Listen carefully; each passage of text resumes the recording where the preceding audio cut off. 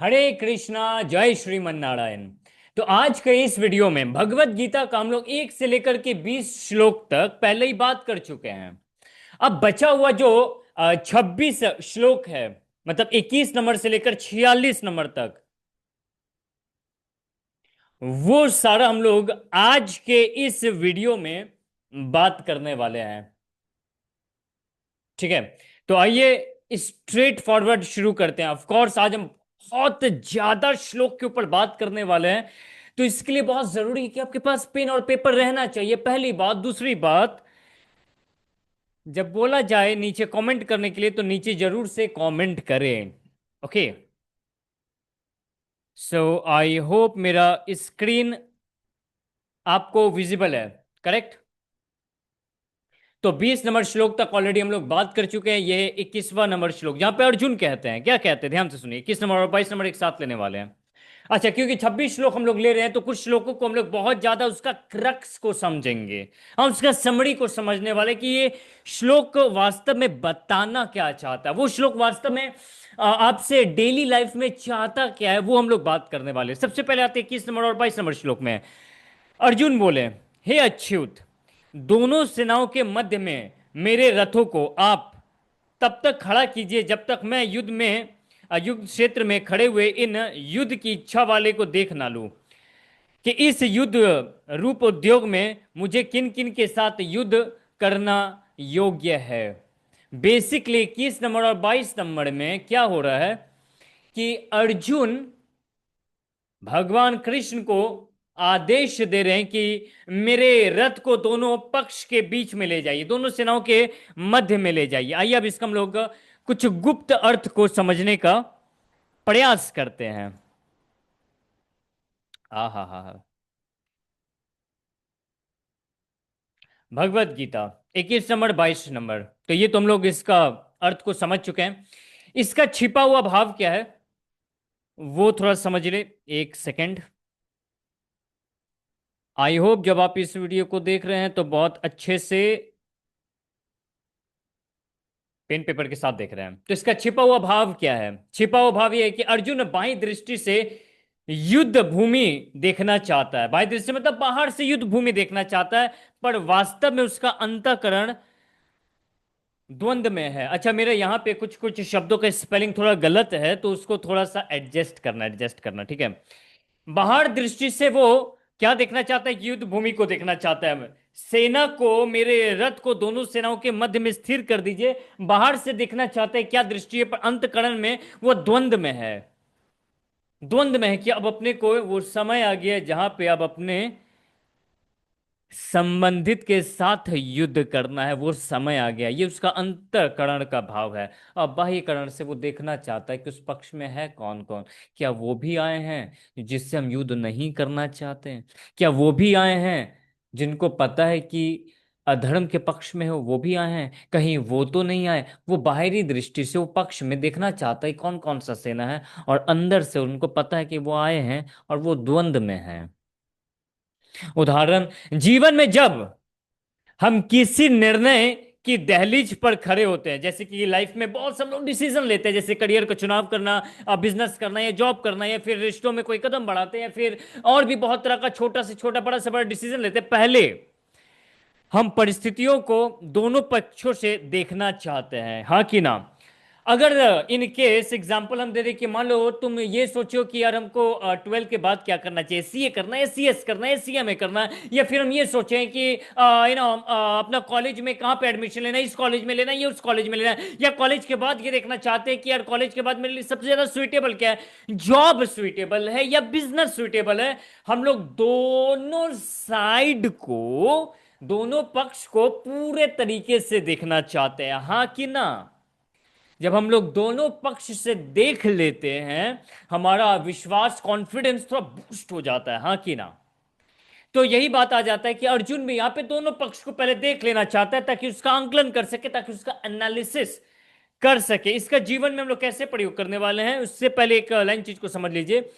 निर्णय लेने से पहले, तुमसे बात कर रहे हैं, निर्णय लेने से पूर्व स्थिति का सम्यक अध्ययन आवश्यक है। सम्यक मतलब पूर्ण अध्ययन, संपूर्ण अध्ययन, पूरा एनालिसिस आवश्यक है। कभी भी डिसीजन ले, पहले दोनों पक्षों को जान करके ले। हम बहुत से महामूर्ख चौपड़ गणेश को जानते हैं, गोबर गणेश है, जो एक पक्ष को सुन करके अपना पूरा विचार निष्कर्ष पे पहुंच जाते हैं, डिसीजन बना लेते हैं, सामने वाले के लिए अपना पूरा नजरिया, अपना पूरा चश्मा बदल लेते हैं केवल एक पक्ष को सुन करके। इसको भोदू लाल कहते हैं, लल्लू लाल कहते हैं। और तुम भी कुछ ऐसे लोग को जानते हो, आई एम श्योर, कि जो थोड़ा सा अधूरा अधूरा बातों पे कुछ ज्यादा ही जल्दी विश्वास कर लेते हैं। मतलब कोई भी आकर के बोल दिया उसको कुछ, तो गुस्सा, मूड ऑफ, सामने वाले को फोन करके सुना देना, सामने वाले को पूरा अच्छे से रुला देना, सामने वाले को पूरा उसका दिखा देना। अधूरा पक्ष है, अधूरा पक्ष है, बेवकूफियत वाला पक्ष है ये। सबसे पहले संपूर्ण अध्ययन करिए परिस्थिति का। कैसे? सामने वाले मतलब दूसरे पक्ष को भी पूरा सुन के, पूरा अच्छे से समझ के, पहले दोनों पक्ष को अपने सामने लाओ, फिर निष्कर्ष पे आओ। ठीक है? दो फ्रेंड्स के बीच में जब थोड़ा सा तू तू मैं हो जाता है ना, दो फ्रेंड्स के बीच में, तो तीसरा फ्रेंड्स को कुछ नहीं पता अभी तक, उसको तो मालूम चलना बाकी है।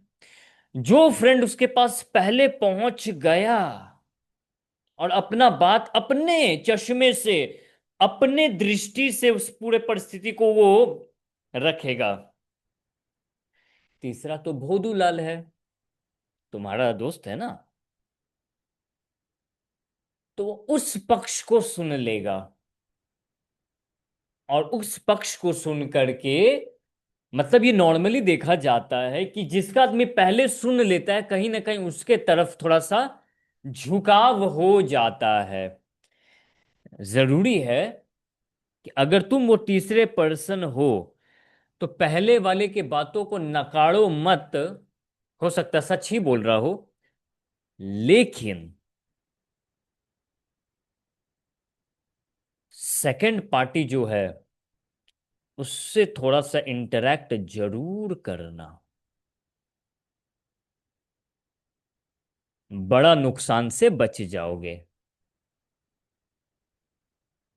बड़ा नुकसान से बच जाओगे।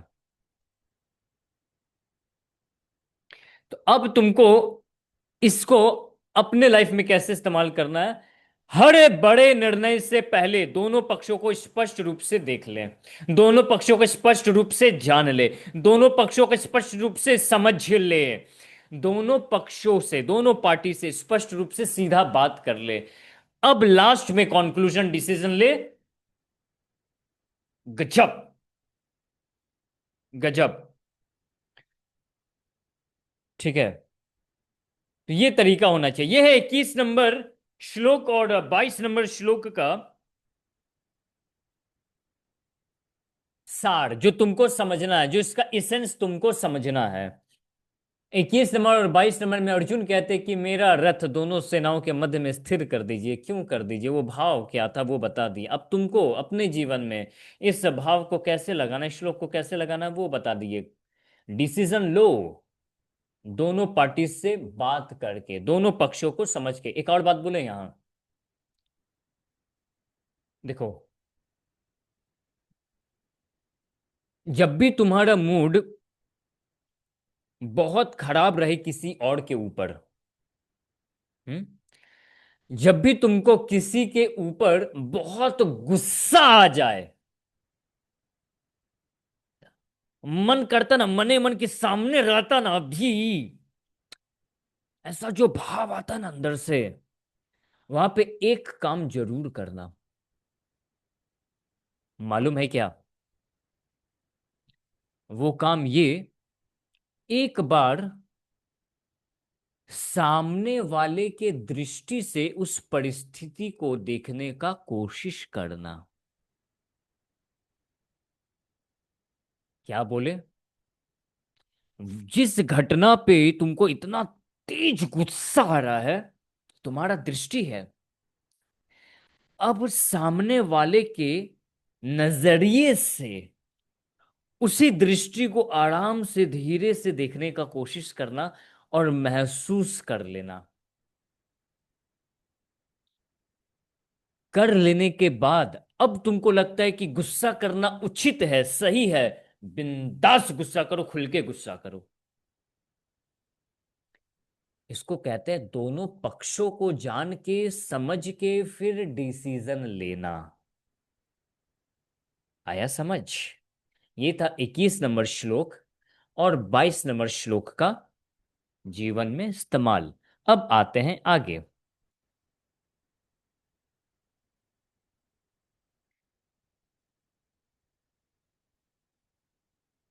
यस, ये हो गया 21 नंबर, 22 नंबर। अब आते हैं 23 नंबर, 24 नंबर, 25 नंबर, 26 नंबर और 27 नंबर। 23, 24, 25, 26, 27, इस 5 श्लोक को हम लोग समझते हैं। इसका हिंदी अनुवाद के लिए तुम लोग एक बार गीता जी को रेफर कर लेना, इसका हिंदी अनुवाद मिल जाएगा। हम सीधा इसका गुप्त अर्थ के ऊपर आ जाते हैं। 5 श्लोक को एक बार में एक्सप्लेन करते हैं। इसका अर्थ सीधा सा यह है कि अर्जुन ने देखा कि सामने अपने ही पितामह, गुरु, भाई, बंधु, प्रियजन खड़े हैं। सामने कौन खड़े हैं? अपने ही भाई, पितामह, गुरु, बंधु, सब कोई अपने ही खड़े हैं। मतलब ऐसे लोग खड़े हैं जिससे उनका एक अलग ही प्रकार का आसक्ति है।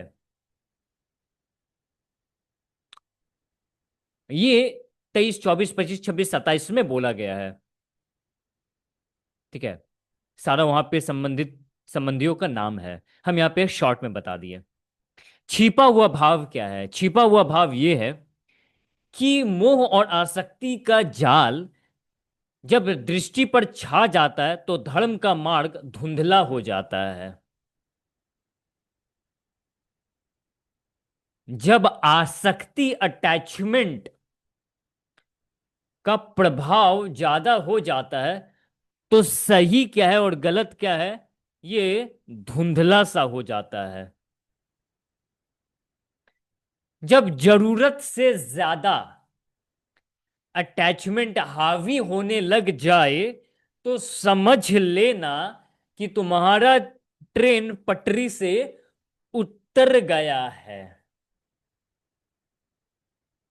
एग्जाम्पल, विद्यार्थी जब आलसी मित्रों की संगति देखता है तो लक्ष्य से डगमगा जाता है। तुम इसको ऐसे भी समझ लो, ऐसे भी समझ लो कि तुमको ऐसा नहीं लगता है कि जब तुम्हारे ही अपने फ्रेंड सर्कल को, चलो आओ थोड़ा सा झांकते हैं, अपने फ्रेंड सर्कल से कोई भी एक चेहरा अपने दिमाग में पहले सेट कर लो।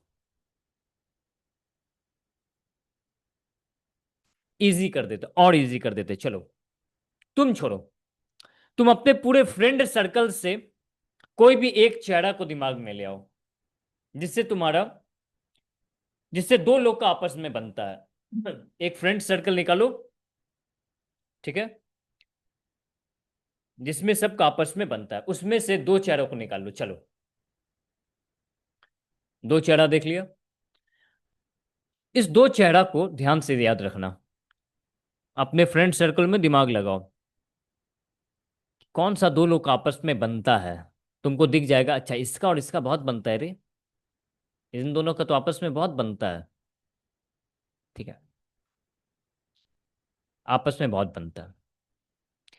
इसका तू मैं किसी पर्सन से हो गया, किसी इसका क्लासमेट से हो गया, किसी दूसरे फ्रेंड से हो गया। इसका तू मैं थोड़ा सा मन मुटाव, थोड़ा सा झगड़ा, थोड़ा सा ईगो किसी क्लासमेट से हो गया, उसके क्लास में हो गया। अब जब ये लफड़ा झगड़ा और ये सब हो रहा था ना, तुम वहीं पे थे और तुम देख रहे हो कि ये लड़का थोड़ा ज्यादा ही मजाक मस्ती करके उसका इंसल्ट कर रहा था। मतलब गलती इसका है, इसी का है, सामने वाला का उतना नहीं जितना इसका है। तुम बताओ ये किसके पक्ष में आएगा? ये अपने दोस्त के पक्ष में आएगा, हाँ कि ना? है ना? हर कोई अपने आसक्ति के तरफ थोड़ा सा ज्यादा ही इतना दे देता है कि जस्टिस क्या है, धर्म क्या है, वो कई बार पीछे कर देता है। कई बार पीछे कर देता है आसक्ति के वश में आकर के, अटैचमेंट में होकर के, अपने रिलेटिव्स को ज्यादा दे करके। अर्जुन भी वैसे वैसे मुखड़े को वहां पे देखें, ऐसे ऐसे लोगों का शक्ल वहां पे देखें कि वो शक्ल में इतना भारीपन है, उस संबंध में, उस अटैचमेंट में इतना ज्यादा भारीपन है कि उसका लक्ष्य, उद्देश्य, कर्तव्य, धर्म, ये सब हल्का पड़ गया। ये सब हल्का पड़ गया। और जब आसक्ति भारी हो जाता है तो वहीं से अधर्म बढ़ना शुरू होता है। जब आसक्ति बहुत ज्यादा बढ़ जाता है, वहां से अधर्म, गलत चीज, रॉन्ग डिसीजन, ट्रैक से उतर जाना, पटरी से गाड़ी उतर जाना, ये वहीं से शुरुआत होता है। ठीक है। प्रायोगिक अनुप्रयोग क्या है? जीवन में भावनाएं निर्णय पर हावी ना हो। ये हम पहले भी बोल चुके हैं, जब भी दिल और दिमाग के बीच में जब भी कॉन्फ्लिक्ट हो, प्रायोरिटी हमेशा दिमाग को देना। इमोशन और इंटेलिजेंस के बीच में जब भी कॉन्फ्लिक्ट हो, दो अलग अलग कुछ बोल रहा हो, प्रायोरिटी हमेशा इंटेलिजेंस को देना। भावना और सिद्धांत में जब भी आमना सामना हो, भाड़ हमेशा सिद्धांत के तरफ ही होना चाहिए। जो लोग भावना में बह जाते हैं उनसे बड़ा जिम्मेदारी संभाला नहीं जाता है। जो लोग भावना में जब बह जाते हैं, समझो आने वाले टाइम में वो बहुत ज्यादा रोने वाले हैं, पछताने वाले हैं, और दूसरों को फोन कर करके बोलने वाले हैं, भाई तेरे लिए कुछ काम है क्या, भाई मेरे लिए कुछ हो सकता है क्या। और जो सिद्धांत पे टिके रहते हैं, उनके हाथों से कुछ बड़ा होना लिखा रहता है, लेकिन सिद्धांतों के साथ टिकना पड़ता है। तो जीवन में भावनाएं निर्णय पर हावी ना हो, इसके लिए विवेक और गुरु मार्गदर्शन आवश्यक है। इसके लिए विवेक का, विवेक मतलब बुद्धि का मतलब, ज्ञान का सार, ज्ञान का जो बोध है, जो रियलाइज्ड नॉलेज है, सिर्फ नॉलेज नहीं, वो नॉलेज जिसको तुम एक्सपीरियंस कर चुके हो, कॉन्फिडेंस है, रियलाइज कर चुके हो, उसको विवेक कह लो। विवेक और गुरु का मार्गदर्शन से इस चीज को सिद्ध किया जा सकता है। ना तुमको क्या करना है, इस 27 नंबर, 24 नंबर, 25, 26, 27 से 5 श्लोक से तुमको क्या समझना है वो समझो। कि डिसीजन लेते समय, निर्णय लेते समय, ये प्रश्न खुद से करो, क्या यह मेरे धर्म कर्तव्य के अनुसार है? क्या यह मेरे रिस्पॉन्सिबिलिटी के अनुसार है? क्या यही मेरा रिस्पॉन्सिबिलिटी है? क्या मेरा धर्म यही है? यही मेरा धर्म है? पूछो अपने आप से, क्या यही मेरा धर्म है? अरे बाबा पूछो अपने आप से, क्या यही मेरा धर्म है? तो जवाब आएगा तुमको। और ना आए तो पहले ही बोल दिया कि फिर विवेक का और गुरु का मार्गदर्शन में रहें।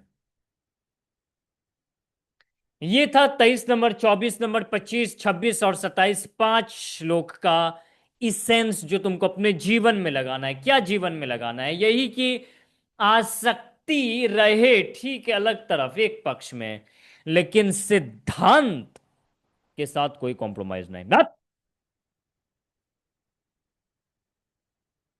एक बार डिसिप्लिन बन गया तो बन गया।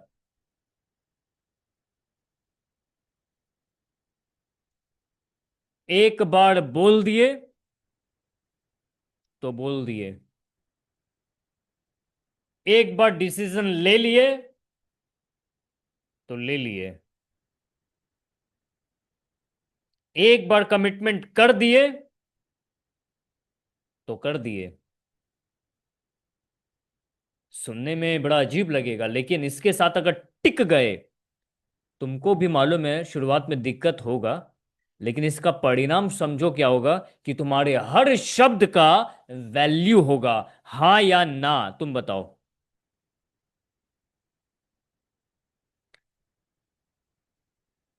एक बार डिसीजन हो गया तो हो गया।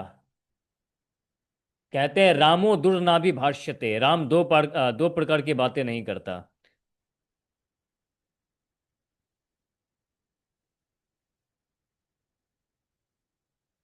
तो इस 5 श्लोक का बोलने का क्या अर्थ है? सिद्धांत मतलब सिद्धांत। सिद्धांत मतलब सिद्धांत, बात खत्म।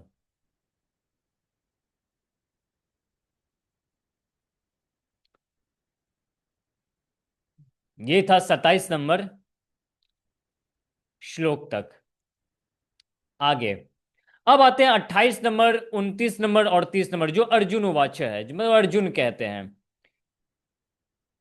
इस 3 श्लोक को हम लोग एक साथ ले रहे हैं, क्योंकि पहला अध्याय जो है वो देखा जाए तो एक स्टेज सेट हो रहा है गीता बोलने के लिए। गीता वास्तव में दूसरे अध्याय से शुरू होता है। वास्तव में पहला अध्याय में क्या है, पूरा उस गीता के लिए पूरा बैकग्राउंड तैयार किया जाता है, और लगभग बहुत सा श्लोक एक दूसरे से जुड़ा हुआ है। तो जो जुड़ा हुआ है उसको हम एक साथ ले रहे हैं, जैसे 28, 29, 30।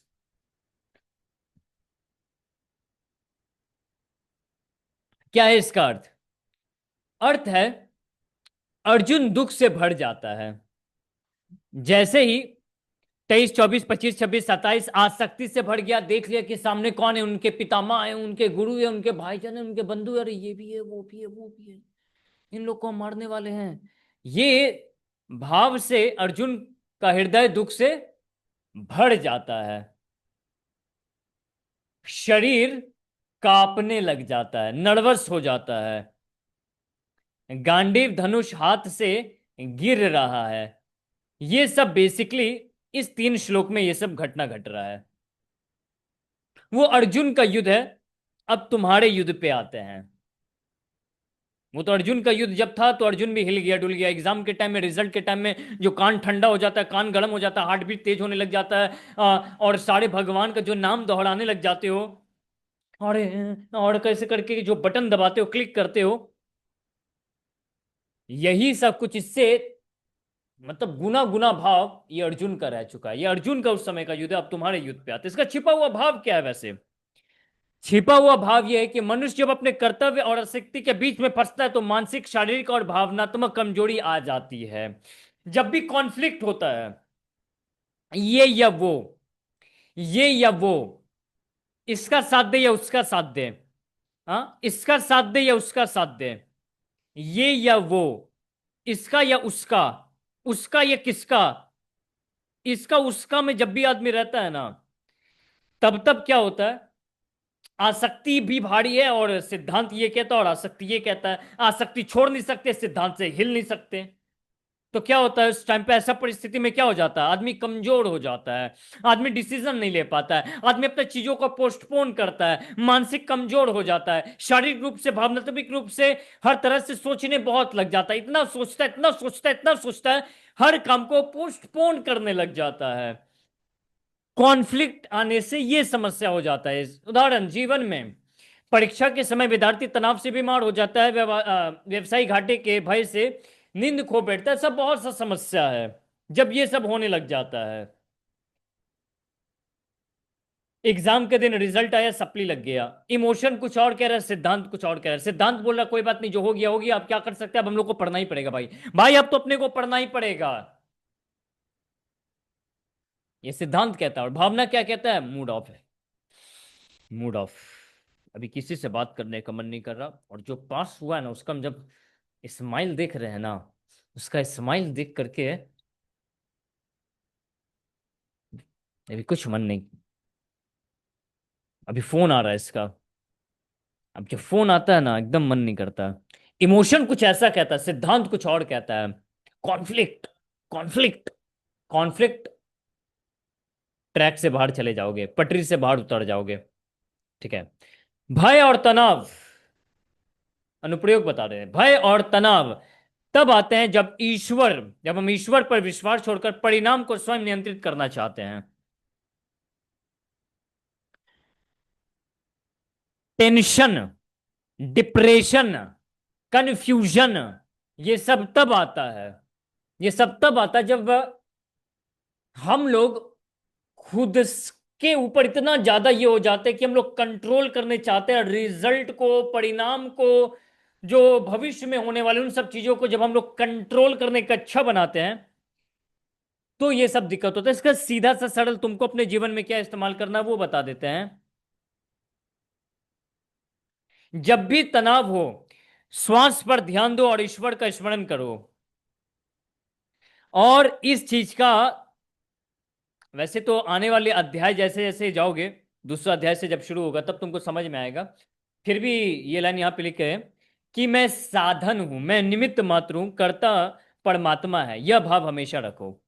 जब भी टेंशन आए, हमेशा एक चीज सोचना कि कर्ता हम नहीं है, कर्ता कोई और है, हम तो केवल निमित्त मात्र हैं, हम तो केवल साधन हैं, हम तो बस जरिया हैं, कर्ता कोई और है। इस चीज को बार बार मन में इस भाव को लाओ, ला के देखना, ला के देख लेना।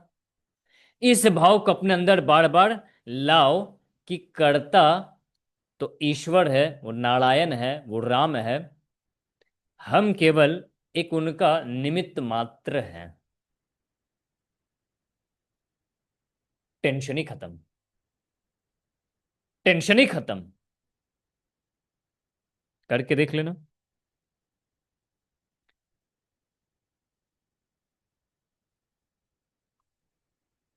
अगला श्लोक, ये हम लोग बात किए थे 30 नंबर श्लोक तक। 31, 32, 33, 34, 35, ये 5 श्लोक आपस में थोड़ा सा जुड़ा हुआ है, तो इस 5 श्लोक के ऊपर बात कर लेते हैं, जिसका सीधा सा अर्थ ये है। अर्जुन कहता है, क्या कहता है अर्जुन जी? मुझे राज्य, सुख, विजय या जीवन की कोई इच्छा नहीं है। यदि मेरे प्रियजनों को मर जाएंगे तो इनका, इन सब का क्या लाभ होगा? ये इस 5 श्लोक का बोलने का ये अर्थ था। उनको अब परिणाम में इंटरेस्ट नहीं है। जब आदमी इमोशनली बहुत ज्यादा हो जाता है ना, तो फिर उसको सारा लॉजिक ऐसा ऐसा दिखने लग जाता है जो लगता है कि बहुत सही है, बहुत ज्यादा सही है, बहुत सही है। और यही चीज जब दूसरों के साथ होगा ना, तो ये अपना जो डिसीजन, ये जो एडवाइस देने लग जाता है, ये दूसरा एडवाइस देता है। लेकिन जब खुद के टाइम पर ऐसा परिस्थिति आ गिरे, तो अटैचमेंट के कारण कुछ अलग ही ये विचार करने लग जाता है, कुछ अलग ही विचार करने लग जाता है ये। अर्जुन के साथ भी ऐसा ही है। और लॉजिक भी बहुत अच्छा सा देते हैं कि ये अगर हमको द्रोणाचार्य पे अस्त्र शस्त्र का इस्तेमाल करना होगा, पितामह पे करना होगा, इससे प्राप्त क्या होगा? राज्य नहीं चाहिए, विजय त्यागते हैं, ऐसा विजय पे धिक्कार है, ऐसा विजय पे कि अपने मामहिम, अपने संबंधी, अपने पितामह को अगर मार करके हमको ऐसा सुख और राज्य प्राप्त हो, धिक्कार है ऐसा राज्य पे। अब सुनने में लगता है कितना बात क्या सही है, लेकिन ऐसा ही होता है जब आदमी इमोशनल होता है ना, तो उसको ऐसा ऐसा लॉजिक निकालता है, जो लॉजिक उसके हिसाब से बहुत सटीक है, बहुत सही है। लेकिन सामने वाला, तुम उसको देख करके बता सकते हो कि नहीं, ये गलत डिसीजन जा रहा है, ये डिसीजन गलत ले रहा है। तुमको महसूस हो जाएगा, तुमको दिख जाएगा कि ये गलत डिसीजन है। सामने वाला तो अंधा है अटैचमेंट में, आसक्ति में। आंख छिपा हुआ, आंख में पर्दा लगा हुआ है। और एक खास बात, ऐसा हो सकता है कि ऐसा समय तुम्हारे साथ भी आ रहा हो, या आ चुका हो, या आता हो। एक बात मान के चलना, अगर सामने वाले को ऐसा महसूस हो रहा है, क्या महसूस हो रहा है, कि इमोशनल होने के कारण वो गलत गलत लॉजिक को अपने दिल से निकाला है, अपने अंदर से गलत गलत लॉजिक पे बिलीव कर रहा है, तुम्हारे हिसाब से तुम उसको क्या एडवाइस देना चाहोगे, तुम बताओ। अगर कोई बहुत गलत लॉजिक के ऊपर बहुत डिपेंडेंट हो गया, कॉन्फिडेंट हो गया, तुम उसको क्या एडवाइस दोगे? यही एडवाइस दोगे ना, कि या थोड़ा सा एक्सपीरियंस करके देख लो, या तुम बोलोगे किसी के काउंसलर के पास जाके देख लो, मेंटर के पास चले जाओ, ऐसा ही बोलोगे।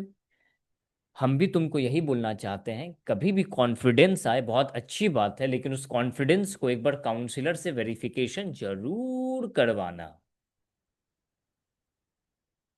अपने मार्गदर्शक के पास जा करके अपने कॉन्फिडेंस को जरूर रख के देखना, या थोड़ा एक्सपीरियंस करके देखना, सब समझ में आ जाएगा। छिपा हुआ भाव क्या है? तो ये, जब आसक्ति अत्यधिक हो जाती है तो धर्म और कर्तव्य गौण लगने लगते हैं, ये सब छोटा पीछे का लगने लग जाते हैं, जब आसक्ति इतना बढ़ जाए। आसक्ति को पढ़ी, पूरा श्लोक अभी चलने वाला है। पिता पुत्र के मुंह में गलत व्यापारिक निर्णय ले लेता है। विद्यार्थी मित्रों को प्रसन्न करने के लिए अध्ययन छोड़ देता है। ये सब तुम जानते हो, सब तुमको पता है कि फ्रेंड्स को कभी कभी तुम लोग इतना ज्यादा प्रायोरिटी दे देते हो, इतना ज्यादा उस फोन कॉल को इंपॉर्टेंट दे देते हो एग्जाम के 2 दिन पहले। पूरा सेमेस्टर भर तो पढ़ाई किए नहीं, सेमेस्टर का एग्जाम आने वाले 3 दिन पहले पढ़ाई करने बैठे हैं। तुमको भी पता है कि तुम्हारा ट्रेन छूट चुका है, अब भाग भाग के ट्रेन पकड़ रहे हो। उसमें भी किसी का फोन को तुम इतना ज्यादा प्रायोरिटी दे देते हो।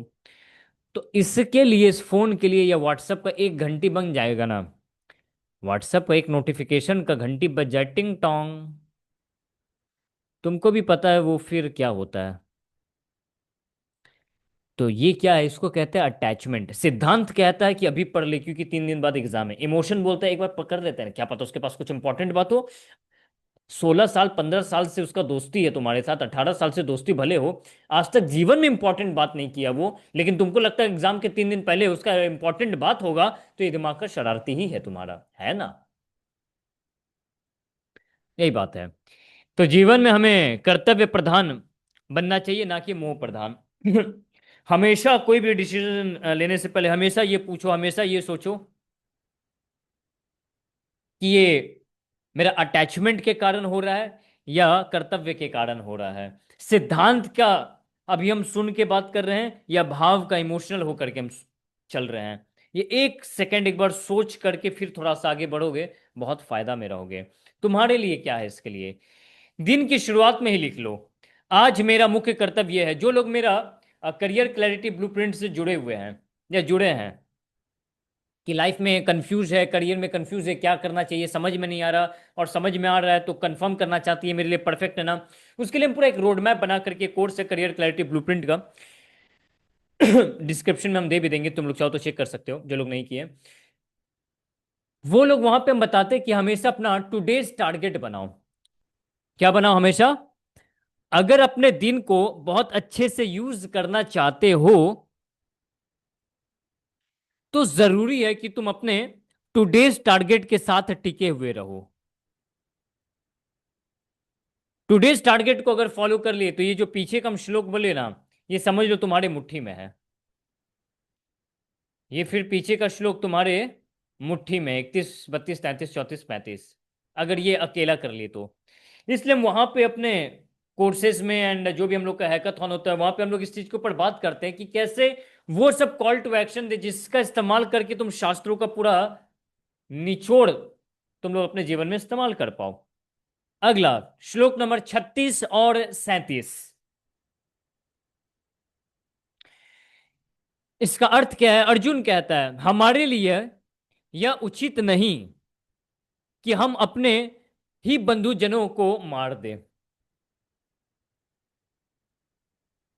उचित नहीं लग रहा है अर्जुन जी को भी, ये उचित नहीं लग रहा। क्यों उचित नहीं लग रहा? क्योंकि प्राप्त क्या होगा बदले में? क्या आने को है? बदले में आने को है विजय, राज्य, सुख, ये सब आने को है। और जाने को क्या है? तो बंधुजन को मारना पड़ेगा। गुरु, मित्र, सखा, पितामह, संबंधी, सबको मारना पड़ेगा। बदले में ये सब आएगा। उचित नहीं है ये सब चाहिए ना। ये मटेरियल आसक्ति नहीं, नहीं चाहिए, हटाओ। उचित नहीं है ये।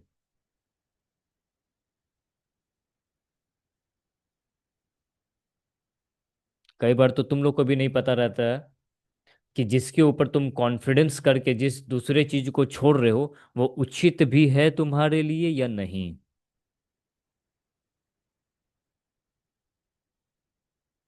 एग्जाम्पल थोड़ा सा अटपटा लगेगा, लेकिन समझोगे तो उसका गहरा मीनिंग समझ पाओगे। एक लड़की का जब लव होता है ना किसी लड़के के साथ, बॉयफ्रेंड, गर्लफ्रेंड, अटैचमेंट, लव, रात में रात रात भर चैट में बात, ये सब जब होता है ना, और वो एक लेवल के बाद इतना ज्यादा ऊपर चला जाता है कि इतना अंधा हो जाने के कारण उसको ये समझ में नहीं आता है किसको रखना है और किसको हटाना है। नहीं समझ में आता उसको।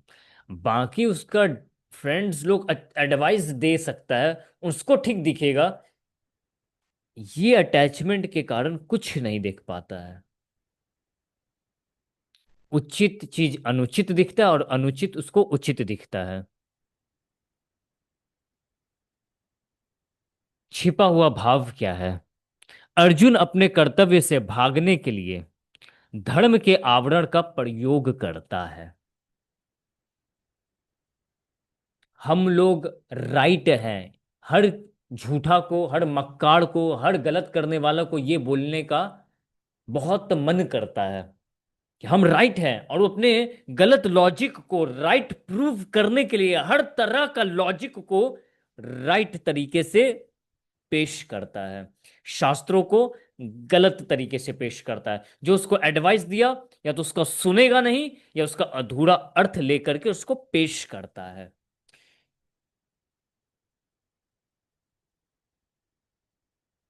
सीख। कभी कभी हम अपने आलस्य या डर को तर्क और धर्म से ढक देते हैं। कभी कभी हम लोग अपने कमजोरियों को लॉजिक के पीछे और किसी बहस के पीछे हम लोग अपने कमजोरी को छुपा लेते हैं। अपने फ्रेंड सर्कल में जाके देखो, ऐसे प्राणी तुमको दिख जाएंगे जो अपने कमजोरियों को, अपने गलत चीजों को, अपने हरकतों को बहस के पीछे, तू तड़ाक के पीछे, लॉजिक के पीछे कितना अच्छा से छिपाते हैं। कितना अच्छा से छिपाते हैं देखो। तो अर्जुन को भी भागना है, रण छोड़ के जाना है। तो छोड़ने के लिए जो जो लॉजिक दिया सब धर्म का दिया है। अच्छा, किनके सामने भी रख रहा है वो सोचो। जगत गुरु भगवान श्री कृष्ण के सामने। अब इनका जो जो लॉजिक है ना, आने वाले अध्याय में तुम देखोगे, एक एक लॉजिक को कृष्ण अच्छे से खंडित करेंगे, बहुत अच्छे से खंडित करेंगे। बहुत अच्छे से खंडित करने वाले हैं।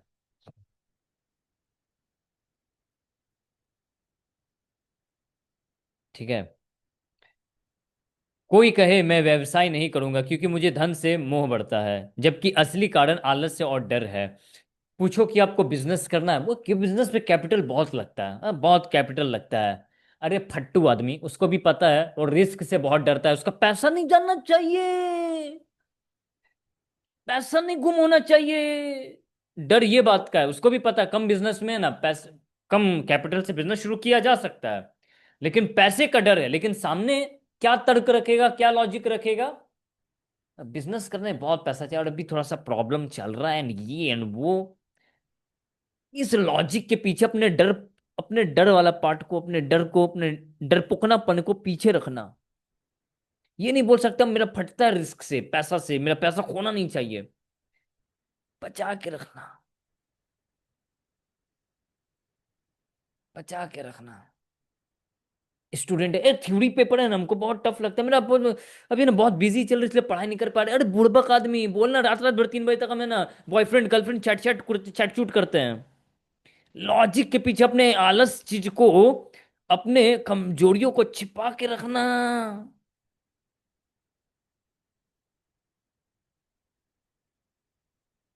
खुद से ईमानदार रहें।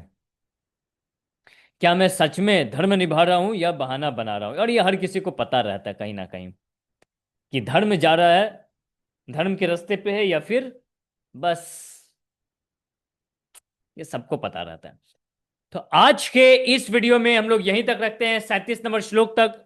अब आगे का जो 10 श्लोक है वो अगले वीडियो में हम लोग कवर करने वाले हैं। आज के लिए इतना ही। अगर तुम्हारा कोई भी क्वेश्चन है डियर, कोई भी क्वेश्चन है, नीचे अपना कमेंट में जरूर से पूछो एंड मेक श्योर कि संडे का लाइव हमेशा अटेंड करो भगवत गीता के ऊपर। अब हम लोग मिलने वाले हैं as you know our schedule. और तुम्हारा कोई भी क्वेश्चन है नीचे जरूर पूछे। Hit the like button. Okay, bye bye, take care.